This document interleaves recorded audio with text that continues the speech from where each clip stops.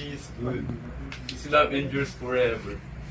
Yung purpose na pag-ipon-ipon natin dito, yung nakarating tayo dito ng safe, yung may place tayo, peaceful, yung gawain lang para sa Panginoon, wala tayong ibang iniisip na oras. Napakalaking blessing nun. Yung feeling na na-disconnect tayo sa mundong busy, nakaka-bless talaga yun. Kaya pasalamatan natin ang Panginoon. Etong opportunity binigay sa atin ng Panginoon para mag-worship, para magbagi ng salita niya, para mag-ipon-ipon dito.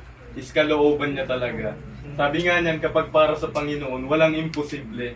Ako nga, I didn't expect na papayagan ako ni Mama kasi kahapon graduation, may celebration talaga. Pero, Happy graduation! praise the Lord! Wala talagang hadlang kapag kalooban ng Panginoon. Kaya nakaka-bless everyone. Ang pag-graduate ko, ay yung pag-aaral ko, hindi lang yun about sa graduation. Kasi yung graduation is isang araw lang yun. Yung career natin is temporary. Yung pagbabarko, tatanda ako, hindi rin naman ako makakasakay na. Pero yung personal relationship natin kay Jesus is eternal. Na kahapon I feel mixed emotion sa pag-graduate ko.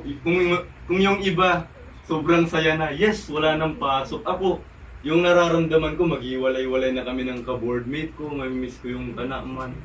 Pero, ang inano ko sa kanila, ang in-encourage ko sa mga nakakasama ko, o yung tao temporary lang. Magbabago yung situation, maghiwalay-hiwalay tayo.